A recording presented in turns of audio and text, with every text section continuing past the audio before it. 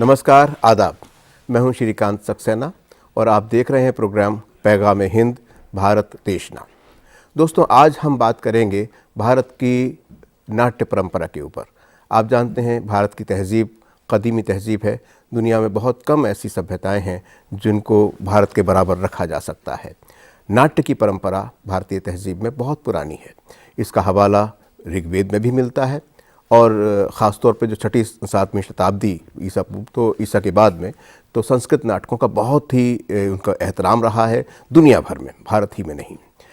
इसके अलावा जो आज भी जो थिएटर भारत का है वो एक ख़ास उसकी पहचान है। ये ठीक है कि दूसरे पश्चिम में ख़ास तौर पर प्रोसीनियम थिएटर का इतना विकास हो चुका कि आज उनसे मुकाबला करना आसान नहीं है, लेकिन भारतीय फिल्म हो या फिर थिएटर, ये अपनी एक ख़ास और बड़ी मखसूस पहचान रखते हैं। आज हम बात करेंगे इसी हमारी ख़ासियत के ऊपर, भारत की जो रिच परंपरा है थिएटर और फिल्म्स के ऊपर। इसके लिए बातचीत करने के लिए हमारे साथ में हैं दो ख़ास मेहमान। आप हैं ज्योति कलश जी, जो थिएटर से और सिनेमा से लंबे समय से जुड़े रहे हैं, अनेक फिल्में आपने की हैं और थिएटर से भी जुड़े हुए हैं। और मेरे साथ में हैं श्री R.K. पार्चा साहब, जो कि दिल्ली फेस्टिवल उन्होंने इन्हीं के नाम से मंसूब होता है, इन्होंने ही शुरुआत उसकी की है। और थिएटर से बहुत लंबे समय से NSD से जुड़े रहे हैं, थिएटर से जुड़े रहे हैं, फिल्म से जुड़े रहे हैं। आप दोनों का बहुत बहुत स्वागत। सबसे पहले तो ये बात करें कि चूँकि आप हमारे नाज़रीन को अच्छा लगेगा अगर आप बताएं कि फिल्म से जो आपका एक जुड़ाव रहा है उसके बारे में, उस तहत थोड़ा सा परिचय अपना दे दीजिए कि किन किन फिल्मों में आपने काम किया है और थिएटर से कहाँ और कब कैसे जुड़े। सबसे पहले तो मैं आपका धन्यवाद देता हूँ कि आपने मुझे आमंत्रित किया इस कार्यक्रम के लिए। जहाँ तक आपके प्रश्न का सवाल है, तो हमारी शुरू से रुचि अभिरुचि रही है नाटकों में। स्कूल डेज़, कॉलेज डेज़ और कॉलेज के उपरांत जब कभी मौका मिला तो मैं थिएटर से जुड़ा रहा। फिल्म्स में मैं बहुत दिनों बाद आया। ऑफ कोर्स हमारी तमन्ना ज़रूर थी फिल्म्स में आने की, क्योंकि जो थिएटर करता है उसकी एक इंटरेस्ट होती है। तो थिएटर का जहाँ तक सवाल है, जब मैं दिल्ली आया था तो आने के बाद मैं नेशनल स्कूल ऑफ ड्रामा से जुड़ा। कई लोगों से मेरा परिचय हुआ। उसमें अनुपम खेर जी थे, आशीष विद्यार्थी थे, कई लोग थे। तो उनके संसर्ग में बहुत कुछ सीखने का मौका मिला और मुझे ये इंटरेस्ट जगता रहा। मुझे लगा कि ये एक ऐसा माध्यम है जिस माध्यम से मैं कनेक्ट कर सकता हूँ पब्लिक से, बिल्कुल इमोशनली कनेक्ट कर सकता हूँ। और थिएटर की सबसे बड़ी चीज़ यही है, इसकी अहमियत यही है कि आप डायरेक्ट पब्लिक से कनेक्ट करते हो। बिल्कुल। और जहाँ पर फिल्म और थिएटर में डिफरेंसेस की बात है, अंतर की बात है, तो जो सबसे बड़ा अंतर मुझे लगता है टेक और रीटेक का।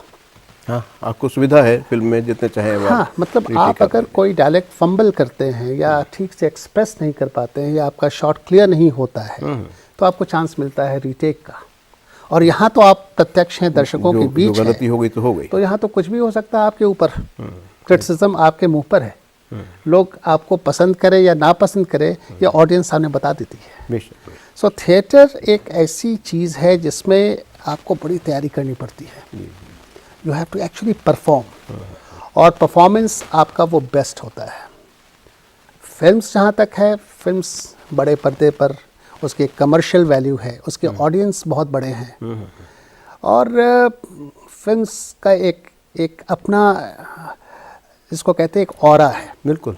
लोग उसको एंजॉय करते हैं। मोर देन लाइफ साइज है। एग्जैक्टली। थिएटर्स में बहुत चीज़ मैंने देखा है, बहुत नज़दीक से देखा है। बड़े अच्छे अच्छे कलाकार हैं इसमें, एक से एक आर्टिस्ट हैं, लेकिन चूँकि उसकी उतनी कमर्शलाइजेशन नहीं है, उसकी उतनी कमर्शियल वैल्यू नहीं है, तो इसमें स्ट्रगल बहुत ज़्यादा दिखता है। लेकिन जो थिएटर से जुड़े हुए कलाकार हैं, जब वो बड़े पर्दे पर आते हैं तो उनकी जो अदा है, उनकी जो अदाकारी है, वो दिखती है। वो आप फील कर लेंगे कि ये आदमी थिएटर से कनेक्टेड है, इसका बैकग्राउंड थिएटर से है।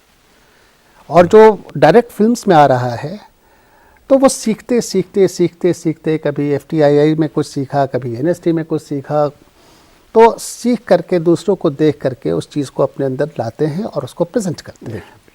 पार्चा साहब, आप चूँकि बहुत लंबे समय से इन दोनों विधाओं से जुड़े हुए हैं, थिएटर से भी और सिनेमा से भी, जो दिल्ली फिल्म फेस्टिवल है वो तो आप ऑर्गेनाइज करते ही हैं, लेकिन उससे पहले एनएसडी और थिएटर हमें मालूम है बहुत आपका लंबा अनुभव है। बहुत अच्छी तरह से ज्योति कलश जी ने इस संबंध को हाईलाइट कर दिया। थोड़ा सा उस बारे में बताइएगा कि चूँकि अब दोनों चीज़ों में आप काम कर रहे हैं, तब भी एक्टिव थे, आज भी एक्टिव हैं, इन दोनों में किस विधा को ज़्यादा प्रभावी और अपने नज़दीक आपको लगता है कि हैं? देखिए, मेरे नज़दीक तो दोनों ही विधाएं हैं, क्योंकि बचपन से मेरे साथ सिनेमा का जो प्रभाव है वो ज़्यादा जुड़ा रहा। उसकी वजह ये रही कि मेरे जो पिताजी थे वो एक बहुत ही ज़बरदस्त किस्म के सिनेमा बफ आदमी थे। तो he was the band master actually, और वही 4-5 साल की उम्र में मुझे उंगली पकड़ के जो है अपने गांव के थिएटर में, कस्बे के, वो फिल्म जो है पहली दिखाने लेके गए कि सेकंड क्लास में शायद मैं पढ़ता रहा हूँगा। तो उन्होंने कहा तुम्हारी किताबें ख़रीदनी है, और 3 बजे का शो जो था वो प्रकाश मेहरा की मेला फिल्म वहाँ लगी हुई थी, वो मेरी ज़िंदगी की पहली फिल्म थी। तो वो मुझे लेकर थिएटर में घुस गए। तो उस वक़्त जो पर्दे पर देखा तो उससे वो एक इम्पैक्ट जो अंदर घुस गया, और जो हमारे पिताजी ने खुद सिनेमा के बारे में कुछ जानते नहीं थे, लेकिन रात को 12 बजे घर लौटना गांव के खेतों में से कि क्या हो जाएगा कुछ पता नहीं, तो वो हमें विरासत में मिल गया। और जब मैं दिल्ली आया तो दिल्ली आने के बाद भी सबसे पहली फिल्म मुझे मेरे पिताजी ने ही दिखाई, कहानी किस्मत की, हिंगोरानी की जो फिल्म थी धर्मेंद्र की। तो वो पहली फिल्म धर्मेंद्र की जब देखी तो तब से धर्मेंद्र साहब के साथ जो है, धर्म जी के साथ एक हमारा संबंध भी जुड़ा, क्योंकि जब बड़ा हुआ और पत्रकारिता में आया तो उनसे मुलाकात भी हुई और आज भी उनसे मिलते हैं। तो इंडस्ट्री और सिनेमा ये सब तो अंदर रहा, लेकिन दिल्ली आने के बाद जब कॉलेज की पढ़ाई, स्कूल की पढ़ाई ख़त्म हो गई, तो सबसे पहला काम जो मैंने किया वो फाइन आर्ट्स कॉलेज ज्वाइन करना था कि मुझे चित्रकार बनना है। तो 6 साल BFA और फिर मास्टर्स और फिर उसके बाद मास कॉम, वो सब करके पत्रकारिता में जाते जाते वो जो कला, सिनेमा और थिएटर का जो पुराना जो जुड़ाव था वो यहाँ के ग्रो हो गया। तो मंडी हाउस में बैठ कर के अस्मिता थिएटर ग्रुप है और दूसरे थिएटर ग्रुप्स हैं। उस समय जामिया मास कॉम में शाहरुख खान भी पढ़ रहे थे और हम फाइन आर्ट्स में पढ़ रहे थे। तो लगभग 7-7 का एक पीरियड था और टिग्माशु धूलिया साथ-साथ काम कर रहे थे NSD में, तो एक जुड़ाव रहा। लेकिन इस थिएटर से आगे, जैसे ज्योति साहब ने अभी कहा, थिएटर को एक संघर्ष के साथ आगे आना पड़ता है, आज भी है। अगर आप मराठी थिएटर को देखें या बांग्ला के थिएटर को देखें तो वहाँ एक कल्चर डेवलप हुआ, खासतौर से मराठी थिएटर में, कि वहाँ टिकट खरीद के प्लान करके नाटक देखने की परंपरा अभी भी है। लेकिन हमारे यहाँ नॉर्दर्न इंडिया में वो नहीं हो पाई। हम आज भी अगर नाटक देखने जा रहे हैं तो कोशिश करते हैं कि कोई कॉम्प्लीमेंट्री पास हमें मिल जाए। तो जैसे ज्योति साहब ने कहा कि उसके लिए एक लंबा स्ट्रगल जो है थिएटर में वो बना रहा है, आज भी है। बेशक। ज्योति जी, एक बात थोड़ा सा ये बताइए, देखिए इन्होंने बहुत अच्छी बात इशारा किया कि भाई थिएटर के लिए आज भी दर्शक जुटाना थोड़ा सा बहुत मुश्किल है जी। लेकिन मोर और less it is an urban phenomena, isn't it? Theatre Bharat का जो है वो काफ़ी हद तक शहरों तक महदूद रहा है, उतना नहीं फैला। लेकिन अगर हम खासतौर पे हिंदी बेल्ट को कहें तो जितना गाँव में और भीतरी हिंदुस्तान तक फैलने की उम्मीद की जा सकती थी, खासतौर पे आज़ादी के बाद, तो उसमें शायद एक्सपेक्टेड उसकी ग्रोथ नहीं हो पाई। लेकिन उसमें मेरी मैं एक चीज़ जोड़ना चाहूँगा कि शहरों में जो अर्बनाइज किस्म से जो थिएटर खेला गया और जो चीज़ें यहाँ होती रहीं वो एक अलग एस्पेक्ट है। लेकिन ग्रामीण क्षेत्रों में जो रामलीला और रामलीला और सारे स्वांग जो होता था, क्योंकि मुझे बचपन का याद है कि हमारे यहाँ लोकनाट्य की जो परंपरा है वो एक्चुअली इसी का है। लेकिन जो शहरी थिएटर था वो चल के वहाँ नहीं गया, या वो गांव ग्रामीण क्षेत्र से जो नाट्य कलाएं थी हमारी पारंपरिक, वो शहर चलकर नहीं आई। और अब अगर वो आई भी, शिफ्ट भी हुआ, तो वो बहुत ग्लोरीफाई किस्म से किया गया। तो जी, एक बात मैं कहना चाहूँगा जी कि थिएटर्स या प्लेस जो भी है वो विषयों पर आधारित है। जी जी। जयप्रकाश नारायण जी का जब आंदोलन हुआ तो बहुत सारे नुक्कड़ नाटक हुए 74 में, 74 75 ये जो पीरियड रहा है। तो मुझे अच्छी तरह याद है कि फणीश्वर नाथ रेणु और मेरे पिताजी जो कि बहुत प्रसिद्ध लेखक हैं, डॉक्टर रविंद्र राजहंस, नागार्जुन हुआ करते थे, रामधारी सिंह दिनकर हुआ करते थे, ये सारे लोग नुक्कड़ नाटक में शरीक जी जी बिल्कुल। और नुक्कड़ नाटक से लोगों ने जुड़ाव देश को प्रभावित किया, क्योंकि एक ऐसा मीडियम है जिससे आप रियली सोशल इम्पैक्ट दे सकते हैं, समाज के ऊपर डायरेक्ट उसकी ऐसा इम्पैक्ट। आपको नहीं लगता कि भारत के कुछ हिस्सों में, माने बंगाल वगैरह में यात्रा के रूप में या कर्नाटक में ये पहले से ये परंपरा थी, शायद ये इसको ताकत मिली 74 के या ऐसे कुछ मूवमेंट में, जब नुक्कड़ नाटकों के जरिए बहुत बड़ा पैराफर्नेलिया आपको नहीं चाहिए था, लाइट्स नहीं थी, उपकरण बहुत ज़्यादा नहीं चाहिए थे, सीधे किसी भी सड़क पे खड़े हो गए, चौराहे पे खड़े हो गए और नाटक करना शुरू कर दिया। ये प्रयोग शायद हिंदी में तब ज़्यादा असरदार तरीके से एक आंदोलन की तरह सामने आंदोलन का हिस्सा बन गया वो। बट इसमें क्या है, जो मैं अपने टेलीस्कोप से देखता हूँ, अपनी आंखों से देखता हूँ, इसमें क्या है कि आप पेट्रियटिज्म को, राष्ट्रीयता को, राष्ट्र भावना को इस तरह के नुक्कड़ नाटकों से, इस तरह की छोटी छोटी जो नौटंकी होती हैं, आप पब्लिक को डायरेक्टली अप्रोच कर सकते हैं, अपनी बात समझा सकते हैं। तो ये सबसे बड़ा इसका एडवांटेज है, सबसे बड़ा बेनिफिट है कि लोग इसको देखते हैं। अब कोई विषय हो, कोई सोशल थीम हो, कोई सामाजिक विषय हो, सामाजिक विषय पर अगर चर्चा करनी हो, एक ऐसा विषय हो जो जनमानस के लिए बहुत इंपॉर्टेंट है, बहुत महत्वपूर्ण है, तो अगर उसको हम नुक्कड़ नाटक के रूप में लाए और उसको उसके द्वारा संदेश दे, तो हमको लगता है इसका जो प्रभाव होता है वो ज़्यादा होता है। ये हो भी रहा है ज्योति साहब। अभी आप देखिए कि दिल्ली के भी कई स्कूल हैं या दूसरी जगह हिंदुस्तान के स्कूलों में या कॉलेजों में ये अब चल रहा है कि अलग अलग टीमें जो है नुक्कड़ नाटक की वो जाती हैं वहाँ और संदेश देने की कोशिश करती हैं, मतलब दर्शकों से सीधा संवाद, बच्चों से और लोगों से सीधे बातचीत। खुद हमने बहुत सारा नुक्कड़ नाटक किया है, क्योंकि अस्मिता थिएटर ग्रुप जो है वो बेसिकली नुक्कड़ नाटकों पर ही टिका हुआ था। और हशमत जो सफदर हाशमी और वो सब उस समय जो था वो नुक्कड़ नाटक ही कर रहे थे उस वक्त, जब वो सारी इतने साधन भी उनके पास नहीं हुआ करते। लेकिन खासतौर पर ब्रिटिशर्स के आने के बाद में प्रोसिनियम थिएटर को भी बड़ा एक फरोग मिला, उसको भी बहुत ताकत मिली। आपने चूंकि ज्योति जी सिनेमा में भी काम किया है, लोग आपको अभी रिसेंटली आपकी फिल्म वो क्या द एक्सीडेंटल प्राइम मिनिस्टर, उसमें आपने एक अहम रोल अदा किया प्राइम मिनिस्टर के सेक्रेटरी का, और भी कई फिल्मों में काम किया। फिल्म और भी अभी की है, छोटे उस्ताद। छोटा वो, अच्छा, उसके बारे में थोड़ा बताइएगा। और थिएटर से भी आपका जुड़ाव रहा ही है, तो आपको दोनों अनुभव हैं, कहाँ आपको संतोष ज़्यादा मिलता है, कहाँ आपको ज़्यादा सेटिस्फेक्शन मिलता है, एक तो ये, और दूसरे थोड़ा सा बताइए हमारे दर्शकों को कि किन किन फिल्मों में आपने क्या क्या काम किया है। बड़ा ये मुश्किल है कहना कि थिएटर से मुझे ज़्यादा संतोष मिला या पिक्चरों से संतोष मिला, क्योंकि दोनों के अपने अपने अनुभव हैं। थिएटर से मुझे सीखने का बहुत मौका मिला, किसी भी कैरेक्टर को अपने अंदर एब्जॉर्ब करना और उसको डिस्प्ले करना, ये थिएटर समझाता है, सिखाता है। और आपकी क्रिटिसिज्म, आपकी शिकायत, आप में क्या कमियां हैं, ये सामने ऑडियंस आपको बताती है। तो सीखता है आदमी थिएटर्स में प्ले करते हुए। और बड़े बड़े महारथी हुए, बड़े बड़े नाम हैं कलाकारों के जो थिएटर से, पृथ्वीराज कपूर से ये कहानी शुरू होती है। अगर आप ले प्री ब्रिटिश टाइम में तो चलता ही था, ब्रिटिश टाइम में जब पृथ्वीराज थिएटर आया तो बहुत सारे बड़े बड़े कलाकार निकले। आपने जो भोजपुरी फिल्मों में भी आपने काम किया और हिंदी में भी, उसके बारे में थोड़ा बताइए। मैं उसी की बात कर रहा था कि एक तो मैं डिफरेंशिएट कर रहा था कि थिएटर और पिक्चर ये दोनों दो चीज़ें हैं, लेकिन जो थिएटर से आता है पिक्चर में वो अच्छा परफॉर्मर होता है मेरे हिसाब से। उसे एक बुनियादी तैयारी उसकी रहती है। हाँ, एग्जैक्टली।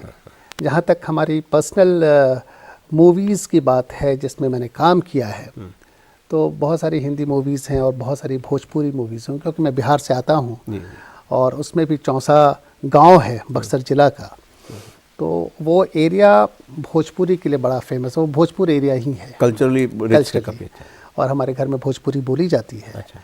तो हिंदी पिक्चर जब मुझे मिलने लगी तो जो पहली पिक्चर थी वो क्रांतिवीर का एक सीक्वल बना था। अच्छा। नाना पाटेकर और डिम्पल कापड़िया थे उसमें, तो उसमें मुझे एक मौका मिला 2008 में। अच्छा। उसके बाद से लगातार मुझे पिक्चरें मिलती रहीं, क्योंकि क्या होता है कि अगर आप स्पॉट कर लिए जाते हैं किसी प्रोड्यूसर से या कोई लोग आपका नाम रेकमेंड कर देते हैं आगे, तो फिर आपको काम मिलता जाता है। तो ये सिलसिला जारी रहा और उसके बाद मैंने पुलिसगिरी किया संजय दत्त के साथ। फिर मैंने अटैक्स ऑफ 26/11 किया, वो भी नाना पाटेकर थे, उसमें छोटा किरदार था लेकिन किया था मैंने उसको। फिर मैंने एक कॉमेडी की थी, लाली की शादी में लड्डू दीवाना। फर्स्ट टाइम मैंने कॉमेडी की थी, जिसे लोगों ने बड़ा सराहा था। फिर मुझे सरबजीत का मौका मिला ऐश्वर्या राय के साथ, वो बड़ी इंटेंस मूवी थी, बड़ी हटके मूवी थी। और एक्सीडेंटल प्राइम मिनिस्टर, इसके अलावा भी कई मूवीज़ हैं। भोजपुरी मूवीज़ का जहाँ तक सवाल है, तो भोजपुरी चूँकि दिल्ली आ गए तो थोड़ा सा भोजपुरी से अलग हो गए थे। तो फिर हमने सोचा कि इसको डेवलप किया जाए, इस आर्ट को। फिर मैंने भोजपुरी पर फोकस किया, लैंग्वेज को ठीक से समझा, सीखा, और कई भोजपुरी पिक्चरें की, करीबन 60-65 के आसपास होंगी भोजपुरी पिक्चरें। और तो भोजपुरी सिनेमा में तो आपका एक फेस जाना पहचाना है। भगवान जानता है, हाँ, लोग पहचानते हैं। छोटी फिल्में जो शॉर्ट फिल्म्स हैं वो कितनी की हैं ज्योति साहब ने, वो एज एन फेस्टिवल प्रेसिडेंट, क्योंकि मैं दिल्ली फेस्टिवल चलाता हूँ, तो मुझे पता है उसमें से हर साल जो है कम से कम 2 फिल्में ऐसी आती हैं जिसमें ज्योति साहब की भूमिका होती है। क्या बात है। अच्छा। इसके अलावा मैं एक बात कहना चाहूँगा कि एक मैंने स्क्रिप्ट लिखा है, वो हिंदी मूवी के लिए लिखा है, हम भी इंसान हैं, और ये टेररिज्म के ऊपर है, और बहुत ही स्ट्रॉन्ग मैसेज है सोसाइटी को। इंटरनेशनल टेररिस्ट ऑर्गेनाइजेशंस जितने भी हैं जो समाज के खिलाफ काम करते हैं, तो उनको मैं एक संदेश दे रहा हूँ इस मूवी से कि वो भी एक आदमी है, वो भी एक इंसान है।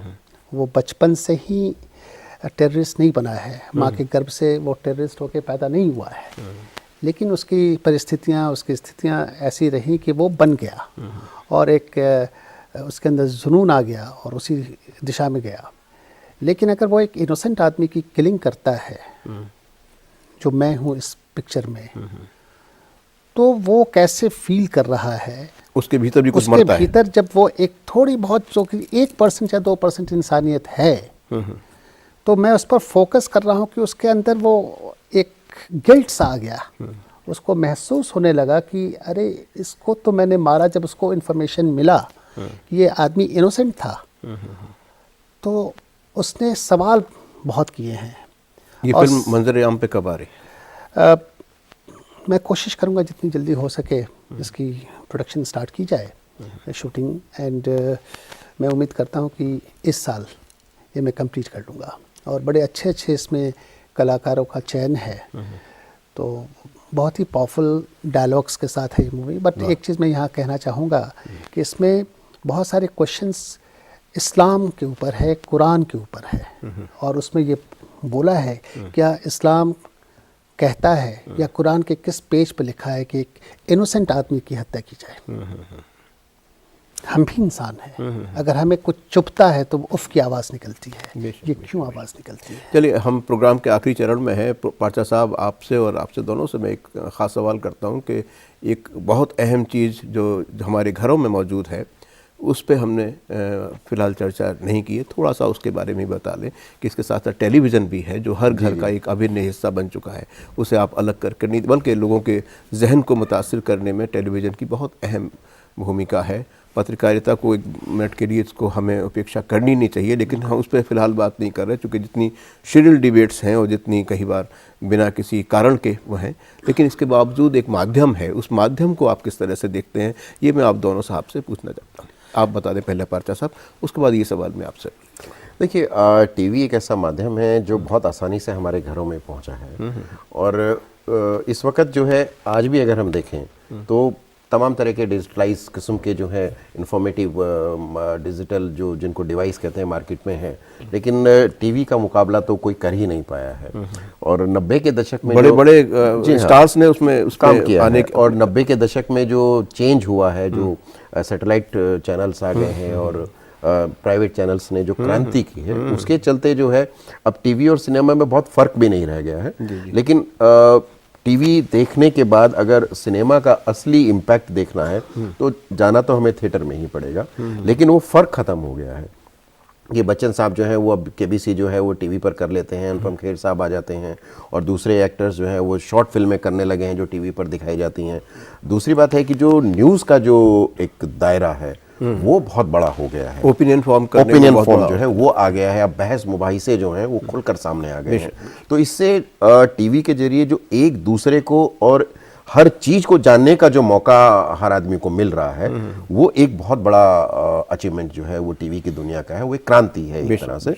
बस थोड़ी सी दिक्कत यहाँ आ रही है कि उसका इस्तेमाल जो है वो कैसे हो, उस पर थोड़ी सी गौर करने की जरूरत है कि अगर एक माध्यम हमारे पास है तो उसका कोई गलत इस्तेमाल ना हो। जैसे जब मुंबई अटैक हुआ तो बहुत सारे चैनल्स थे जो लाइव दिखा रहे थे उस चीज को, तो स्पेशली उनको कहा गया कि आप ये मत दिखाइए।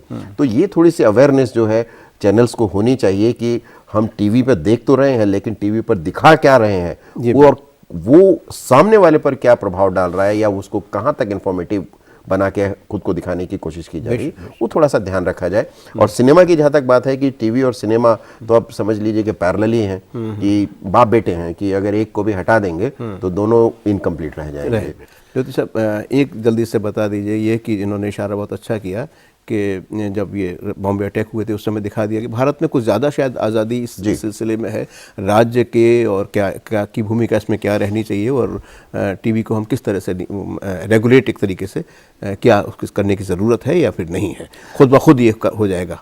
संक्षेप में बता दें क्योंकि हमारा वक्त थोड़ा सा। जी, मैं ये सोचता हूँ कि बहुत सारी चीज़ें ऐसी हैं जो टीवी पर नहीं दिखाना चाहिए। एग्ज़ाम्पल के तौर पे मैं ये कहना चाहूँगा कि जैसे अब बॉम्बे 1993 ब्लास्ट की बात कर रहे हैं, या बहुत सारे मीडिया ट्रायल होते हैं जिसमें दोषियों को सज़ा देने की बात होती है, तो उसमें क्या होता है कि जजेस जो अदालत हैं उनकी एक अपनी प्रक्रिया है और टीवी न्यूज़ एंकर उसको किस ढंग से प्रेजेंट करते हैं। आखिर जजेस भी तो उस चीज़ को देखते हैं अपने घर पे, तो दोनों में कहीं ना कहीं हो सकता है कॉन्फ्लिक्ट हो जाए। तो नेशनल पर्सपेक्टिव में किसी भी चीज़ को और नेशनल सिक्योरिटी के हिसाब से कुछ चीज़ों को नहीं भी दिखाना चाहिए, हर चीज़ दिखाना ज़रूरी नहीं, इसलिए यहाँ पर इसको कंट्रोल करना चाहिए। बहुत अच्छी जानकारी आप दोनों साहिबान ने शेयर की हमारे नाज़रीन के साथ में। हम जानते हैं आपका बहुत तवील तजर्बा है इन दोनों माध्यमों के साथ, तीनों माध्यमों के साथ, थिएटर हो, टेलीविज़न हो या सिनेमा हो। ये आधा घंटे के बहुत छोटे से टाइम में इन तमाम बातों को शामिल करना मुमकिन, लेकिन ये जो भी बातें आपने हमारे नाज़रीन से शेयर की उसका बहुत बहुत शुक्रिया। और फिर कभी इस विषय पे और बातें भी करेंगे, आप आए हमारे साथ। नाज़रीन, ये थी हमारी बातचीत भारत की नाट्य परंपरा के बारे में, सिनेमा के बारे में और आज जो टेलीविज़न की भूमिका हमारी ज़िंदगी में है उसके बारे में। अगले शुमारे में किसी और मुद्दे पर बात करेंगे, तब तक के लिए हमें इजाज़त दीजिए। आदाब।